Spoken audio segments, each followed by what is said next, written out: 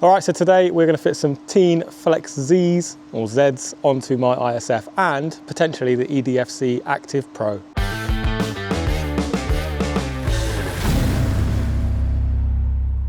First things first, we need to get the car in the air. So here it is on the ramp, going to lift it up. And then basically what we need to do is get rid of all the plastic trims. As with any modern car or a lot of modern cars, there's lots of plastic trims covering up the important bits. So it needs to undrill some bits. Basically just make sure we can see the top mounts of the struts, both in the engine bay and in the boot. So in the boot there are these little clips with little 10 mils in. I'm showing you on the screen now, I'm not being very descriptive in my voiceover, apologies.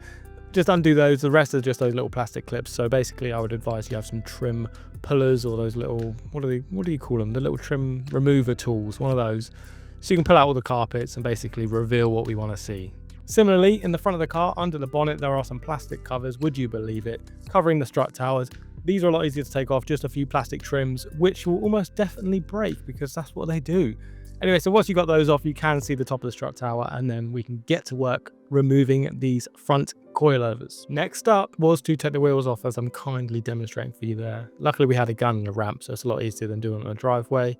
Anyway, so once that was off, it was a case of just locating the bolts we need to undo. So we've got the one on the anti-roll bar drop. Do we need to watch me undo all of the bolts and then take it off? Anyway, so the one bolt on the anti-roll bar drop link, obviously the main nut holding it through. Then we've got an ABS plug we need to undo and the brake line, which is attached to the coilover strut itself. All a little bit crusty down here, but we'll call that surface rust. I mean, the car's 15 years old and I live in the UK, but yeah, generally speaking, that is surface rust. Oh yeah, it was satisfying. Anyway, there's the ABS plug off, top mounts undone. I'm going to refresh this. Actually, I'm going to get this car ice blasted. After doing this, I've decided I'm getting it ice blasted, so that's going to happen. Anyway, so the strut came out quite easy actually. Didn't even have to remove much. Once it came off, we needed to make sure we had basically the ride height was close enough so we know we can get it into the same area. Then we needed to find where it held the brake line, so the little bolt that goes on so it can bolt back in and hold the brake line in place. Then we need to put it back in, relatively simple, same process again, slide up through there. But we didn't have enough room for some reason, I think because the strut, the bottom of the strut was quite long. So basically we had to shorten it slightly. Luckily these are height adjustable so we can shorten it and then we can lengthen it once it's back in there. So yes, that's what that was. And now here's Tom measuring and measuring again to make sure we can get the right height and it's equal both sides. This is just initial measurement, just so we can get it consistent all round. As by the book, Tein say to do 113 millimeters front and 80 millimeters rear. So we just sort of followed that and then we can go lower or higher from there. Whilst repeating the process on the other side, I accidentally got my mic magnet stuck to the brake disc.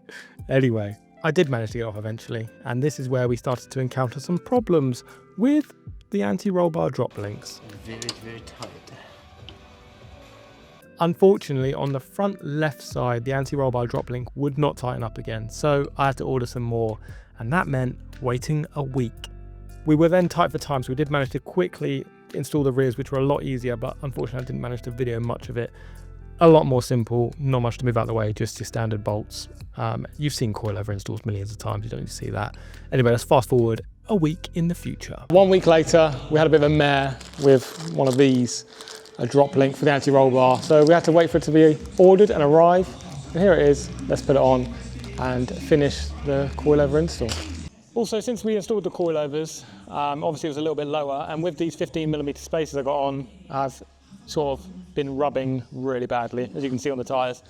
So we're going to take the spacers off the rear as well because rubbing's not good and I don't know why I'm still holding that. So a week later, the process was the same. Obviously, lift the car up, take the wheels off. I do want to tack the spacers at the rear whilst Tom is doing the front because he sort of knows what he's doing with these drop links. So I was taking the wheels off at a questionable height, to be honest, but you know, it works. I wouldn't take wheels off like that usually, that high up, but hey ho. Anyway, Tom's first port of call to get this anti-roll bar drop link off was mole grips and some spanners and things.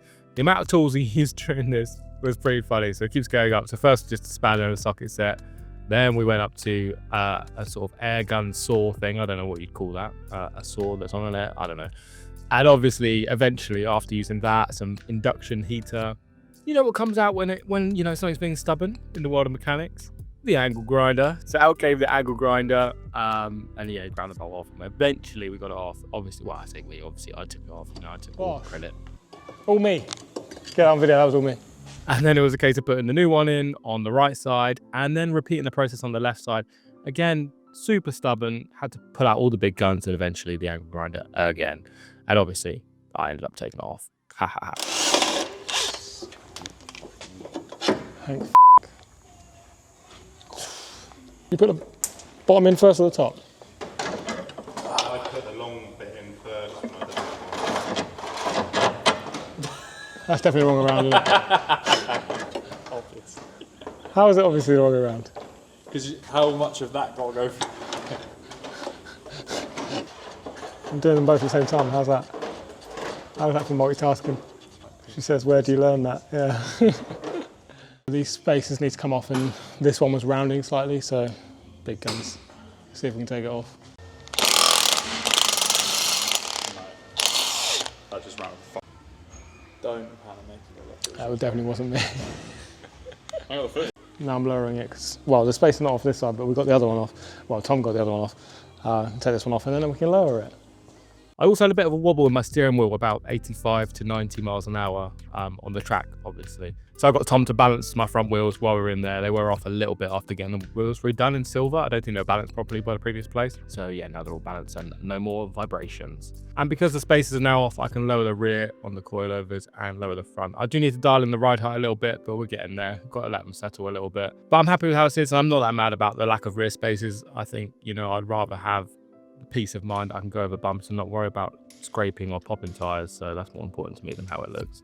I left the front spaces on. I think that looks good. It's sort of, the fronts are so tucked in from factory. I don't mind 15mm on the front, and if anything, it just helps me to turn in. So happy days. And of course, coilovers aren't just for aesthetics, also driving feel. I can tell you off the bat, dampening is a lot better. I'm going to do a full video diving into driving feel, suspension dynamics when I install the EDFC, but I can tell you off the bat, it's better. I would recommend it, doing it on your ISF if you're looking into it. It's definitely better. I don't think it's an essential thing. I did like the stock suspension, but I wanted to dial in the ride height. I wanted the EDFC, which is the main reason I bought the coilovers in the first place. Stay tuned for that video on the EDFC coming in the next week or two. I did want to do it in this video, but as you saw, a lot of things went wrong, as always, working on cars. Right, so there it is. Coilovers are installed, new drop links are installed, thanks to Thomas over there. And yeah, EDFC, we'll do another video because this took way too much time over a week. But yeah, make sure you subscribe, more stuff coming with this car. Cheers.